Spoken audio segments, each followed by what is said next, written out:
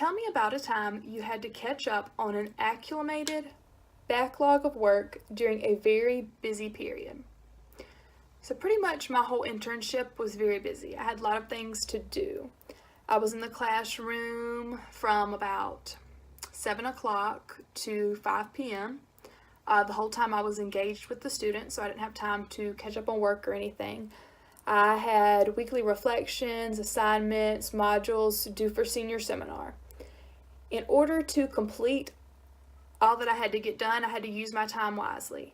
I had to use time outside of the classroom, such as weekends or holiday breaks like Thanksgiving, to get it all completed. I made schedules to make sure I got everything done in an appropriate amount of time.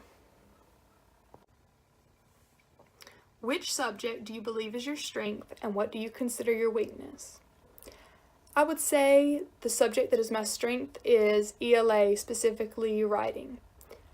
During elementary school, my teachers explicitly showed me how to write.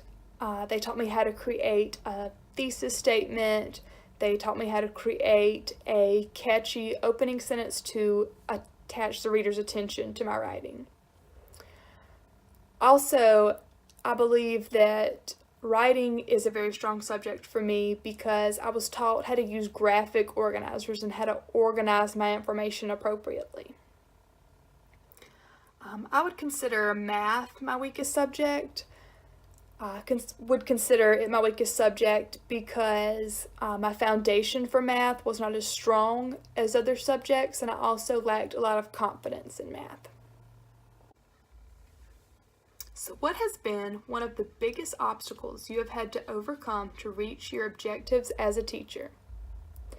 So one of the biggest obstacles I've had to overcome was working with special education students in the general education classroom setting. As a general education teacher to be, I didn't really get a whole lot of instruction on how to work with students with disabilities and IEPs. However, my internship, many students had IEPs and disabilities. And I learned that they could do the work, but they could do the work in their own special way. And if you provide them with the resources needed, they can succeed just like all other students. So how would you handle an irate student? What steps would you take to deflate the problem? So to handle an irate student, the first thing I would do was remain calm. I would also try to remove the student from the situation that is causing them to be irate. For example, I had a student become very upset in class with another classmate, and I removed him from the classroom, and we went and filled up a bottle with sand from outside for his ELA project.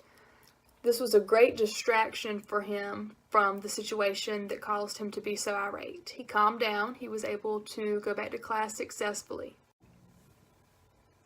So how do you encourage students to use their initiative in your classroom? To encourage students to use initiative in the classroom, it all starts with the classroom culture you create at the beginning of the year. At the beginning of the year, you and the students should sit down and create expectations for the class. Instead of calling these expectations rules, you should call them responsibilities. So all students are aware of what they are responsible for. I also think initiative begins with the teacher. If the teacher is showing a lot of encouragement, a lot of enthusiasm for the class, for the work they have to do, it will rub off on the students. If a handful of students are showing initiative, over time more students will start showing initiative.